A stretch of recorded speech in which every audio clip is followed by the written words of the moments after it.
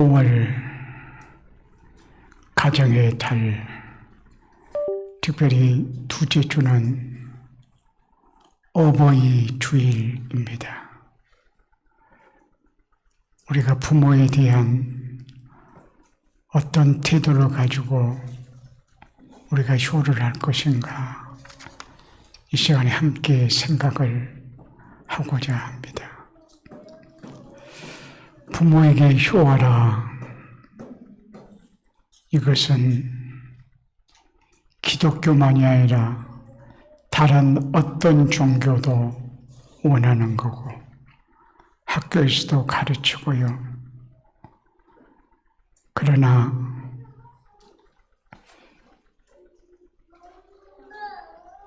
우리 교회가 원하는 효도는 질적으로 엄청난 차이를 가지고 있다고 하는 사실입니다.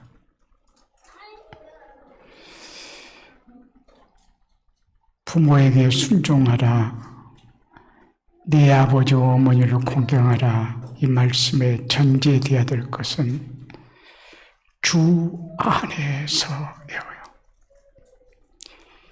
예수 그리스도 안에서. 그러니까 예수 그리스도를 믿지 아니하면 진정한 효를 실천하는 것은 불가능하다, 그런 말씀이에요. 우리 하나님,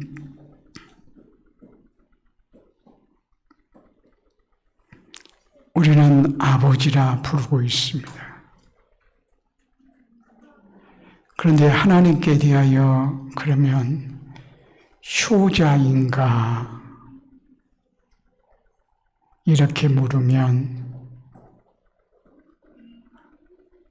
그래요, 내가 하나님께 효자예요, 이렇게 말하기가 쉽지 않아요. 그것은 바로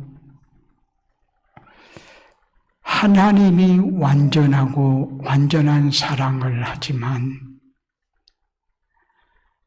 우리가 하나님께 온전히 효자라고 말할 수 없으면 하나님이 무엇인가 잘못해서가 아니라 하나님은 완전하신 분이시고 완전한 사랑을 하지만 우리 인간이 그렇지 못함을 생각하게 됩니다. 누가복음 15장 말씀 보면 탕자의 비유가 나와요. 그 내용을 보면 아버지의 마음, 자녀를 향한 아버지의 사랑이 어찌한가, 이것을 교훈하고 있어요. 완벽하듯 자식을 사랑하는 아버지임에도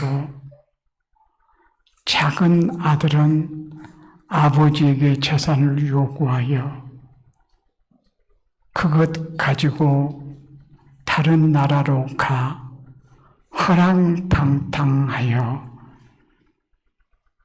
전부 다 써버리고 아버지께로 다시 돌아오는 모습을 봅니다. 이를 일컬어서 탕자라고 말해요. 그러면 큰 아들은요?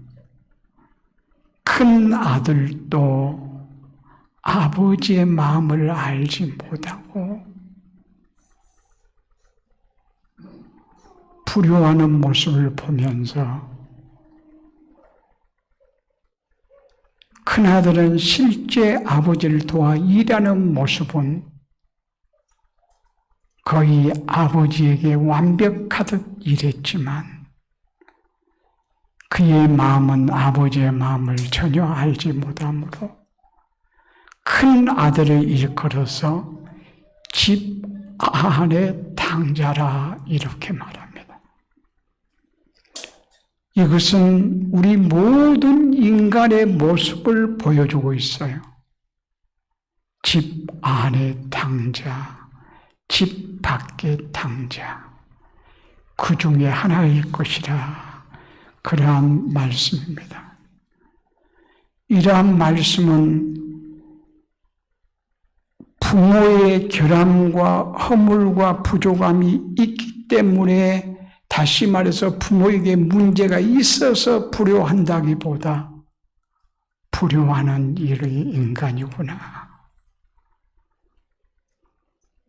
하나님께도 불효하고 사람 부모에게도 불효하는 우리 인간, 이런 죄성을 가지고 있구나, 이것을 볼 수가 있습니다. 그런 의미에서 진정한 효자가 되려고 하면 예수 그리스도 안에 거해야 된다, 그런 말씀이에요. 그러니까 효도는 예수님 안에서 부모를 바라본 결과라, 이렇게 말할 수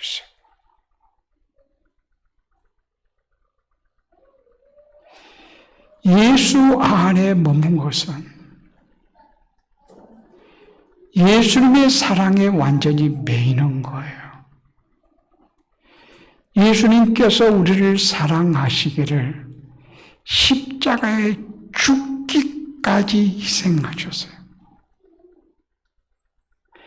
이 예수님의 사랑은 하나님의 사랑의 정도가 어찌한가를 우리에게 확실히 나타내 보여주셨어요. 예수 그리스도의 십자가의 죽음으로 하나님의 사랑을 깨달았으며 예수 그리스도를 안에 모시고 이분과 신비한 연합의 관계성 속에 있음을 기억하고 예수 그리스도의 생명으로 살아야 돼요. 그러니까 예수 그리스도 안에 거하지 아니하고는 진정한 효가 불가능하다.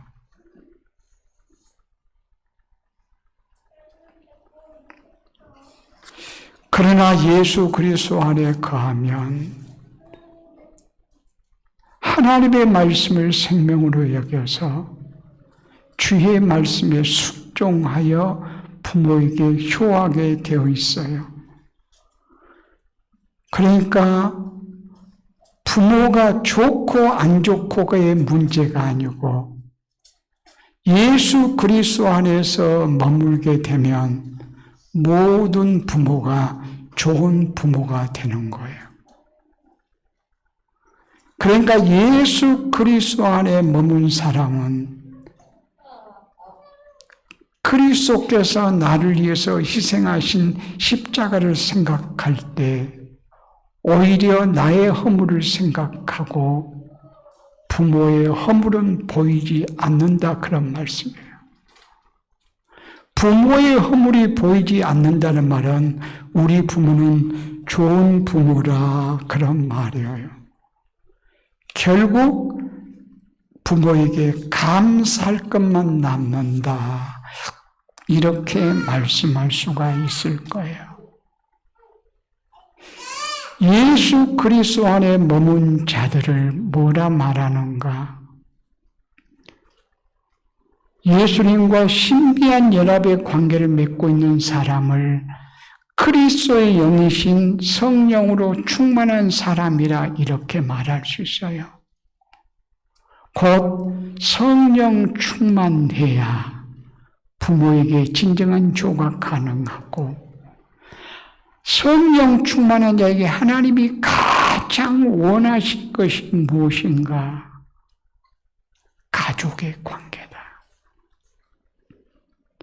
에베소서 5장 18절 말씀 보면 술 취하지 말라, 이는 방탕한 것이니 오직 성령의 충만함을 받으라, 이렇게 말씀해요. 그리고 성령 충만한 자의 구체적인 삶의 방식이 무엇인가를 말씀하고자, 어떻게 살아야 될 것인가를 말씀하고자 말씀하면서 에베소서 5장 22절 말씀 보면 아내들이여, 그리고 25절 이하의 말씀 보면 남편들아, 그리고 오늘 말씀 6장 1절 말씀 보면 자녀들아. 그러니까 성령 충만한 자의 마땅한 삶은 무엇인가? 부모에게 효하는 거라고. 아무리 신비한 체험을 하고 대단한 역사를 이루고 성령의 은사가 가득한 사람처럼 보여도 부모에게 불효하면 그건 성령 충만이 아니다.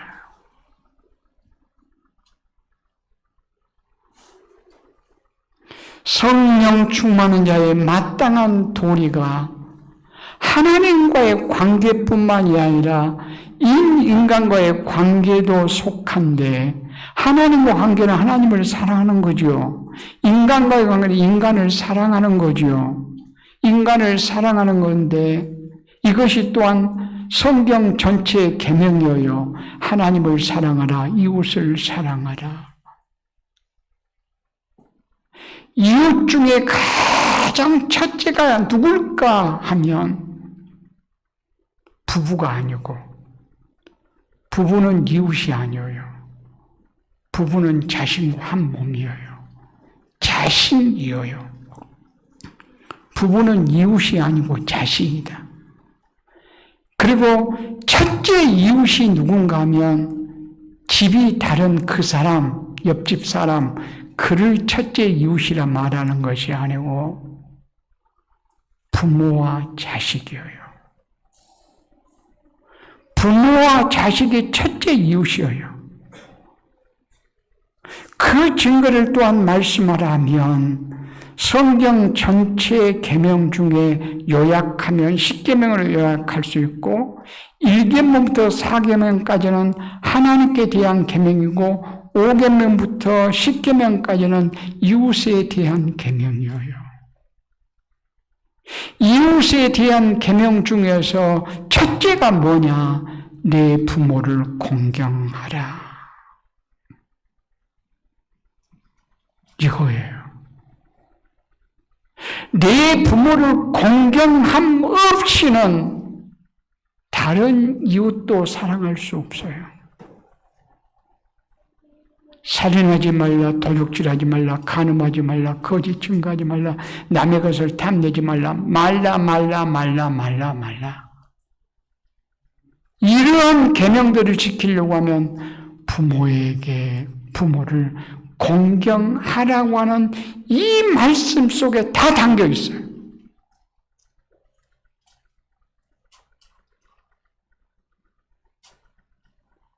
부모를 공경하라고 하는 말씀은 하나님께서 명하셨어요. 출애굽기 20장 2절인가요? 네, 12절.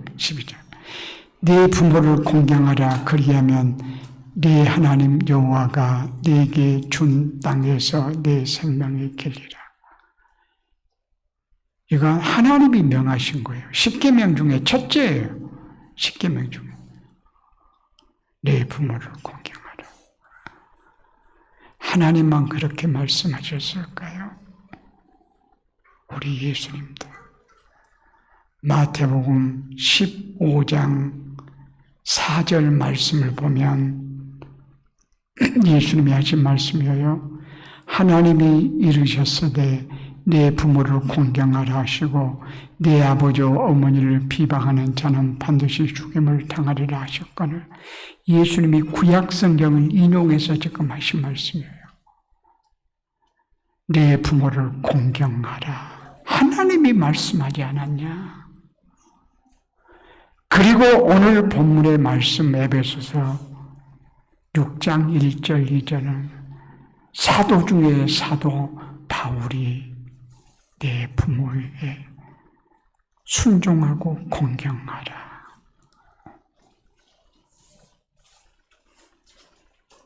그러니까 하나님도 예수님도 사도 바울도 성경 전체의 모든 말씀이 부모 공경에 대해서 말씀을 하고 있다. 그런 말씀이에요.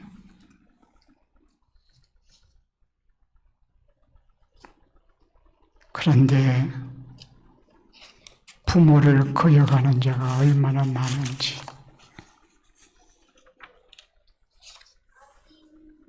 로마서 1장에 보면 사도 바울은 당시 세상의 상황을 적나라하게 묘사하면서 끔찍한 죄의 목록을 열거하고 있습니다. 그 중에 로마서 1장 10절 말씀 보면 부모를 거역하며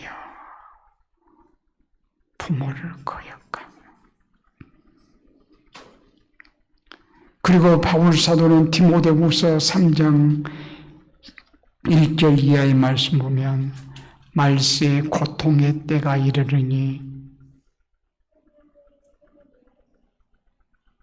사람들이 저지른 죄를 열거하는데 그 가운데 부모를 거역하는 죄를 말해요. 부모에 대한 불순종은 매우 심각한 일이요 말세의 증거라라고 이렇게 말씀할 수 있단 말이에요. 심지어는 신자들 중에서도 예수 믿는다고 하는 사람들 중에서도 신앙을 빙자해서 신앙을 핑계로 해서 불효하는 경우를 종종 봐요.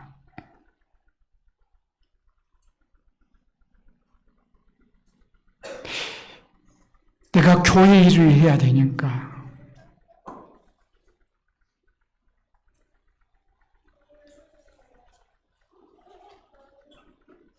부모에게 불효할 수밖에 없다. 이런 자에게 주님이 뭐라고 말씀한 줄 아세요?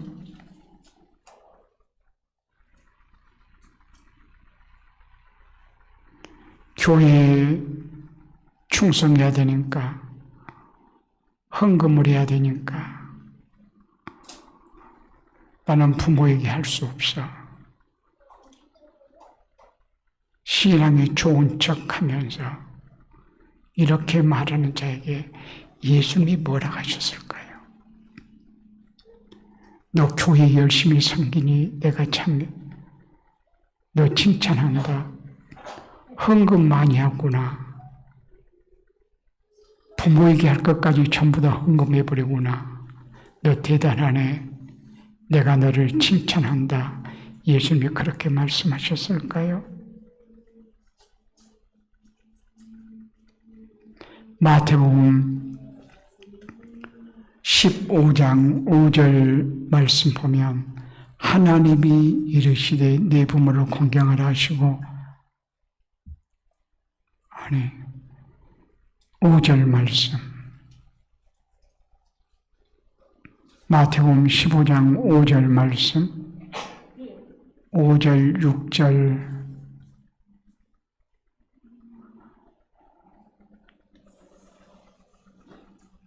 거기에 말씀 보면 너희는 이르되 누구든지 아버지에게나 어머니에게 말하기를 내가 드려 유익하게 할 것이 하나님께 드림이 되었다 하기만 하면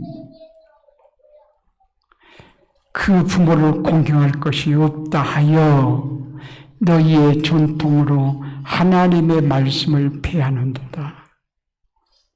그러니까 바리새인들의 전통이 뭐냐 하면 하나님께 드렸다. 마가복음에서는 이 말을 고루반 이렇게 말해요. 마가복음 7장 11절에 고루반 나는 하나님께 드렸어.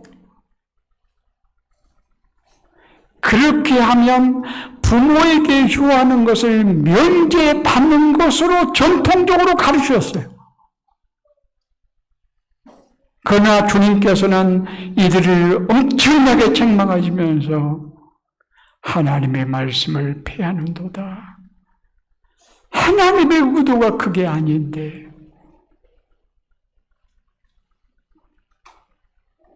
이렇게 효도를 주님께서는 강하게 강조하셨어요. 그렇다고 해서 교회에서 봉사하고 또 헌금하고 이런 일을 작게 여긴다는 말은 아니에요. 우리의 몸 주님의 몸이에요. 우리에게 주어진 물질, 우리에게 주어진 건강, 하나부터 열까지 다 주님의 것이에요. 주님의 은혜예요. 주님께 드려져야 돼요. 헌신돼야 돼요. 이건 기본이에요. 그런데 그것으로 인해서 부모에게 효가 면제되는가? 그렇지는 않는다. 이것도 저것도 반드시 실천하고 살아야 된다. 이것을 주님은 우리에게 말씀하고 있어요.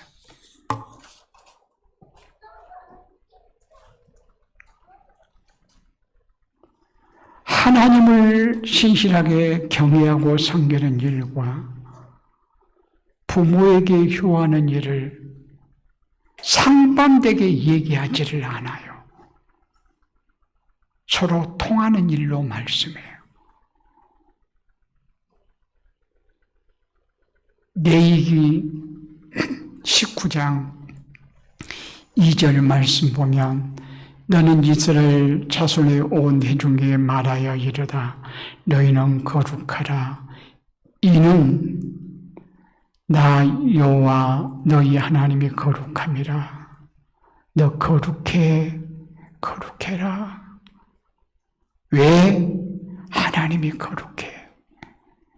네가 섬기는 하나님이 거룩함으로 너 거룩해야 된다. 이렇게 말씀해요. 그러면 거룩한 자의 삶이 뭔가? 그 다음 3절 말씀 보면 너희 각 사람은 부모를 경외하며 나의 안식일을 지키라. 나는 너희 하나님 여호와니라.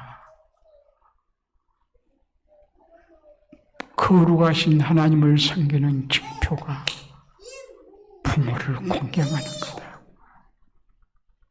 부모를 공경하지 않는 것은 거룩하신 하나님을 섬기는 자의 삶이 아니다. 거룩하신 하나님을 섬기니까 우리가 그저 구별되게 예배당에서 그저 예배하고 그런 일들만으로 착각하지 마라 그 말이에요. 거룩하신 하나님을 섬기는 자는 삶 가운데서도 구체적으로 실천돼야 될 것인데 그 모습이 뭐냐? 가장 가까운 이웃인 내 부모를 공경하는 거야.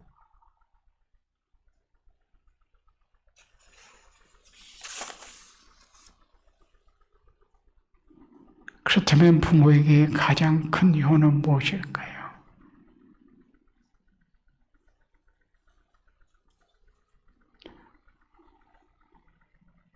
우리가 당연히 필수적으로 꼭 아니해서는 안 되는 것이 부모에게 효도인데 구체적으로 부모에게 가장 아름답고 큰 효는 무엇일까요? 이 땅에서 필요한 것들을 채워주는 것일까요? 물론 그것도 필요하겠죠.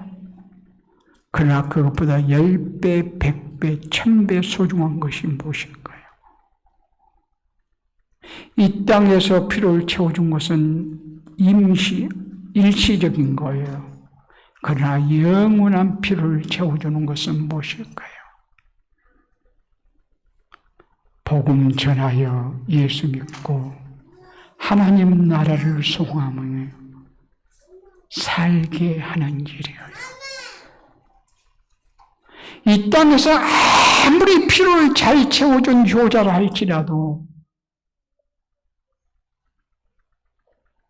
영원한 하나님의 나라에 이르도록 효하지 못한다면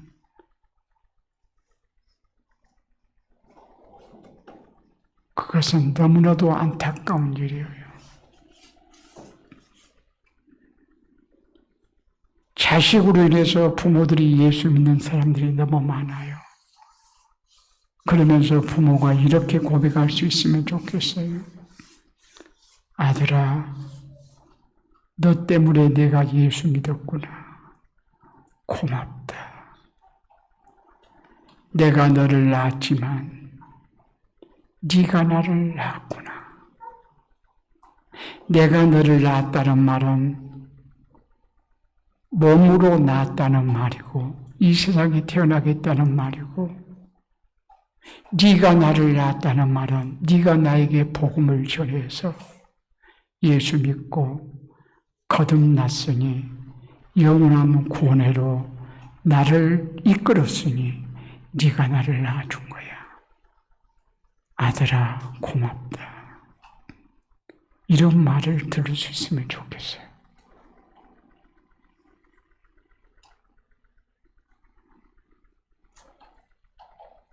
이런 자녀와 부모가 가장 아름다운 부모. 이런 부모가 되었으면 좋지 않을까. 이런 자녀, 이런 딸이 되었으면 좋지 않을까. 제가 동영상으로 10번 이상 봤어요. 한번 봐봐요. 보여줘봐요. 이런 엄마, 이런 딸. 마음이 어떠냐고. 괜찮지. 소리가 안 마음이 좋아? 나는데. 그럼, 기뻐? 어? 기뻐? 그럼, 항상 있을 텐데. 항상 같이 있을 거야. 어디서? 하나님 나라에서. 누구랑 같이 있을 거야? 하나님. 하나님이랑? 그럼, 아이고, 되게 영광스럽다, 엄마. 그치? 그래서 더 원할 것도 없어. 응? 더 원할 것도 없다. 더 원할 것도 없어? 거기나 여기나 똑같은 거야. 거기나 여기나 똑같은 거야?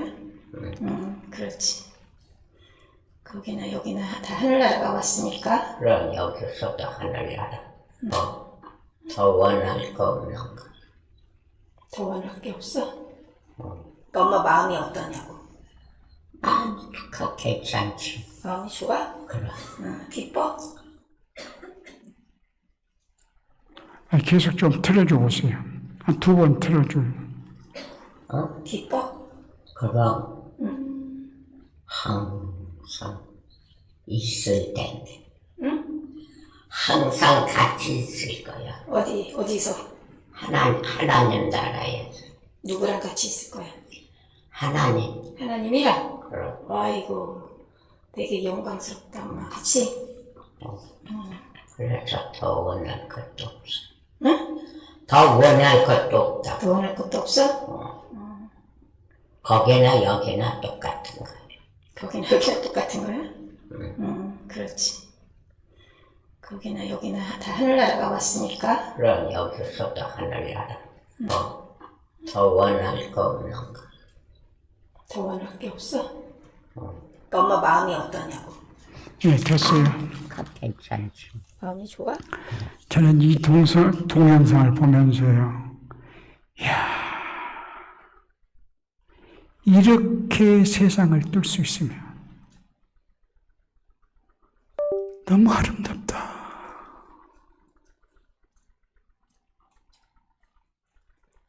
여러분, 욕심은 어느 때까지인 줄 알아요?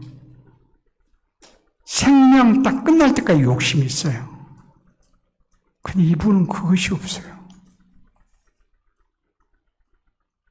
그리고 하나님 나라에 대한 소망이 분명해요. 그리고 지금도 살아서 하나님 나라를 경험하고 있어요.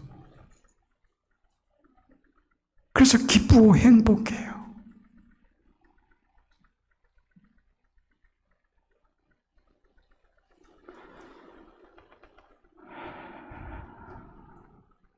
항상 같이 있을 거니까 너무 행복해요. 누구랑? 하나님이랑. 그곳이 하나님 나라예요. 지금도 생명 끝나도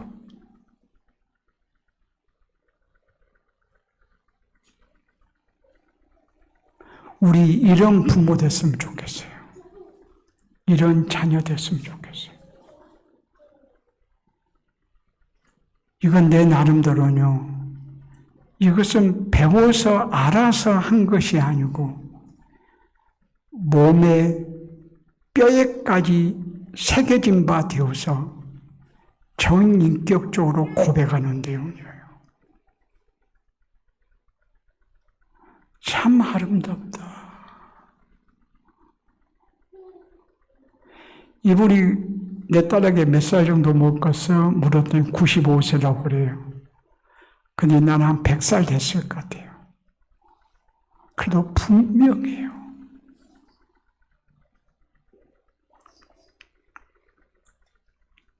신앙이 분명해요. 혼자서 보면서 감격해서 울기도 했어요. 여러분에게 동영상 보내드릴게요. 우리 이렇게 준비하고 살았으면 좋겠어요. 살았어도 주님과 함께 있으므로 하나님의 나라. 죽으면 하나님 나라 갈 것이니 주님과 함께 있을 것이니 행복하다. 기쁘다. 이보다 더 아름다운 조가 없어요. 이보다 더 아름다운 유산이 없어요. 이런 축복을 누리고 살아가는 우리 모두가 되어줄 수 있기를 바랍니다. 기도하시겠습니다.